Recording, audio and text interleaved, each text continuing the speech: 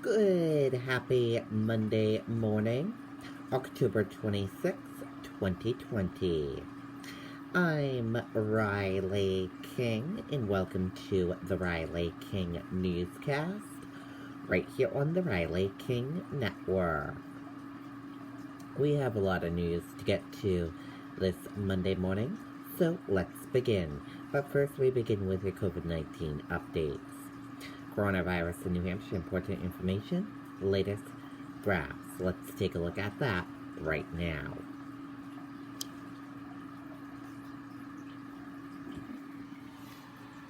And here is a look at that for all of you right now.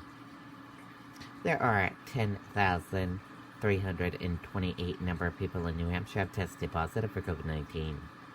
8,626,537 number of people in the United States have tested positive. 473 number of deaths from COVID-19 in New Hampshire. 766 number of people who have been hospitalized with COVID-19 in New Hampshire. And 297 number of deaths from COVID-19 in the United States. And now let's take a look at this map of New Hampshire where current cases of COVID-19 are. Nashua, 83. Let's take a look at this map of New Hampshire where total cases of COVID-19 are. Nashua, 1162. And now let's take a look at this map of New Hampshire.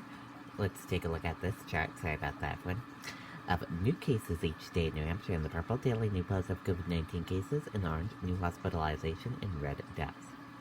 Let's take a look at this chart here. Current cases in the purple, total current COVID-19 cases, and in the orange, current hospitalization. Let's take a look at this chart here. Total cases in the purple, total positive COVID-19 cases. In the orange, total hospitalization. Red, deaths, and blue, recovered.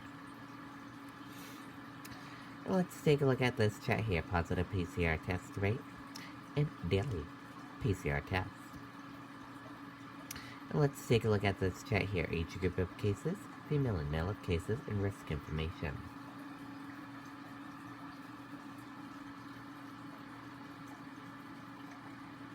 And let's take a look at this chart here.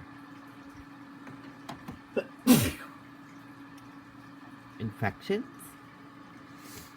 hospitalizations, and deaths. And let's take a look at this chart here. Deaths, percent in New Hampshire population, race / ethnicity of cases, and hospitalization.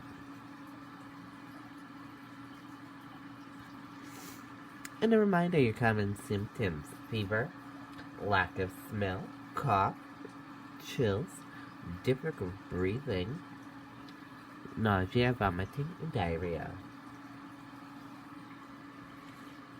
How it spreads.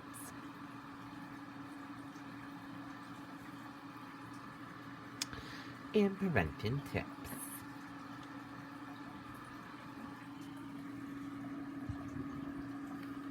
And be sure to stay with the Riley King Network for the latest of your COVID-19 information. State health officials warn about COVID-19 transmissions at small gatherings. Health officials alert to multiple potential exposures. Let's take a listen to that video from WMUR News 9, Siobhan Lopez.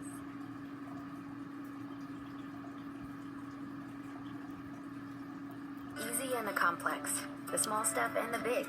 We're here with the affordable local loans, easy to manage accounts, and financial advice to help you blaze a trail, figure stuff out, and make your money go farther. We're Granite State Credit Union. Live bold. Another high single-day count for positive cases of COVID-19 in New Hampshire over the weekend. It follows a trend of numbers closer to what was seen in the springtime. People should absolutely be paying attention to these case counts and recognizing that people are participating in more risky behavior just by being out and about in contact with one another. Health officials have used the term COVID fatigue when explaining how some Granite Staters are looking to return to normal activities. They say while more testing adds to the count, they're also seeing an uptick in transmission happening in smaller social gatherings. It might be family members or friends, and they don't have as much concern about COVID-19 because they know these individuals and they feel like they're not going to have COVID-19. And so they let their guard down. They have that close contact. They don't wear masks. In just the past few days, health officials have put out alerts about multiple restaurants and businesses across the state due to potential exposure. As we continue to see increases in community transmission, we're going to be more likely to identify these types of exposures because we're seeing patrons as well as staff of these establishments get diagnosed with COVID-19. And this is when we are then concerned that they potentially exposed other individuals out in the community. The message remains the same: wear a mask and keep your distance. We do want you to avoid those crowded spaces. So if you're in an establishment that seems unusually crowded or you can't maintain those 6 feet, that's probably not a good space for you to be in if you're trying to avoid getting COVID-19. Siobhan Lopez, WMUR News 9. Okay, and there you go on that video and that report.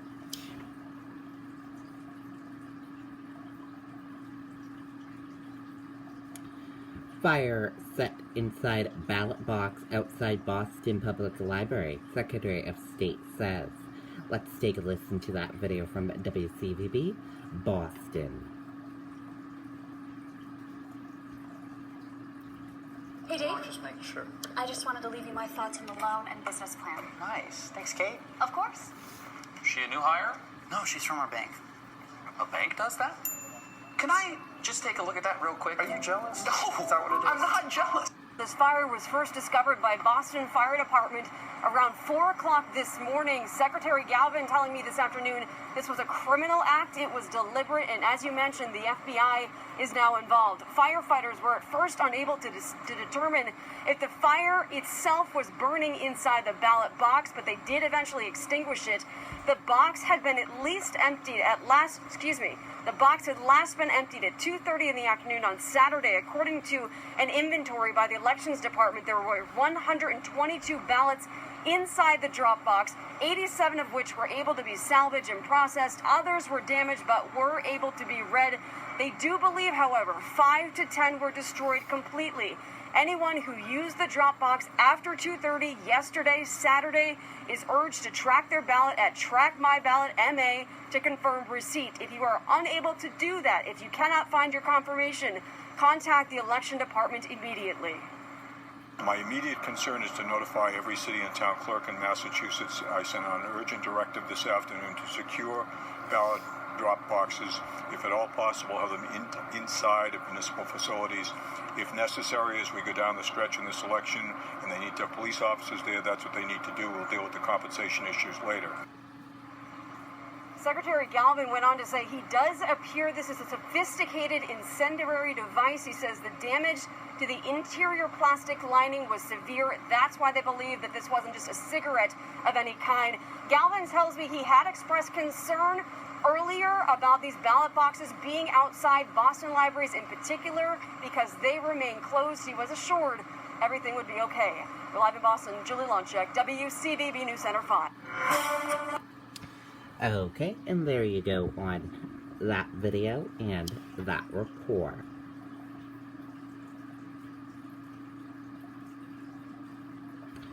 Governor Mills says President Trump doesn't care about everybody. Mainers at press event in Bangor. U.S. Senate candidate Sarah Gittendon and Attorney General Aaron Frey join event criticizing the president. Let's take a listen to that video from WMTW News 8 Maine.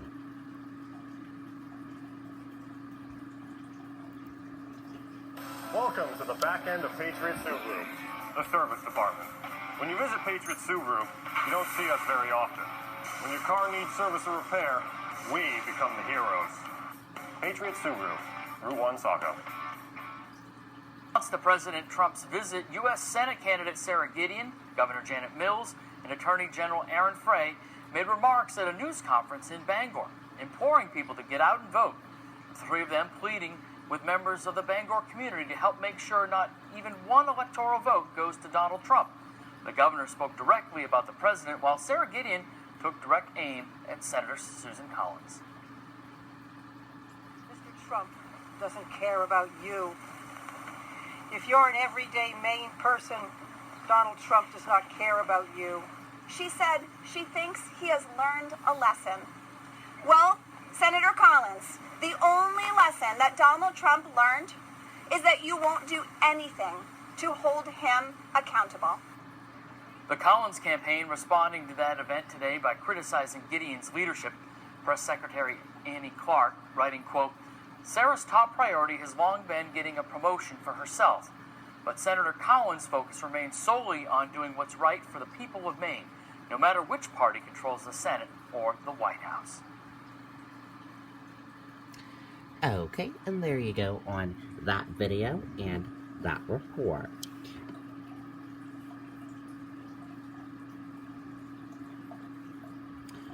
Halloween celebrations commence in local town.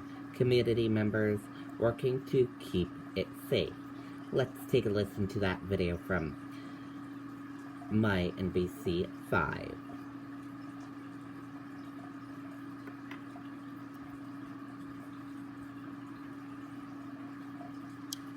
Black Friday used to mean deals gone in a flash. That was Black Friday then. This is Black Friday now. Target has deals all November, with new deals each week. In-store and on Target.com. It's Black Friday now, at Target. The COVID-19 pandemic isn't frightening away these scarecrows or this satyr this Halloween. Hopefully there's more treats than tricks this year for our community. Dozens of families dress up every year to participate in the annual costume contest. It's hosted by the Shelburne Recreational Department. Have a little community spirit during such a kind of down time. Typically, the Charlotte Shelburne Heinsberg Rotary holds the annual Halloween parade while the contest is happening. Fighting out of Shelburne, 300 pounds, please welcome. But this Halloween, they're being held separately to follow COVID-19 precautions. You can see by the costumes, families have really put a lot of effort into it to make it as special as possible this year. Ann Clark says the contest usually takes place indoors with at least 100 participants, but this time they're seeing half that number, many wearing face masks, like on this forest gremlin. Most of the time, if I'm social distance, I'm not having to wear a mask, which is really nice. The parade also floating on with lots of COVID precautions. We took away our post-parade festivities, which normally would have included some food, some music, and that sort of thing. The other thing we're doing was promoting social distancing through the chalk marking of the route. Hoping to give everyone a safer way to get some candy a little early. In Shelburne, Lauren Granada, NBC 5 News. Okay, and there you go. And that does it for this morning edition of the Riley King Newscast, right here on the Riley King Network. Thank you for joining us for this morning edition. I hope you all have a great rest of your Monday, and I'll see you back here later on today for another newscast. Goodbye, everyone.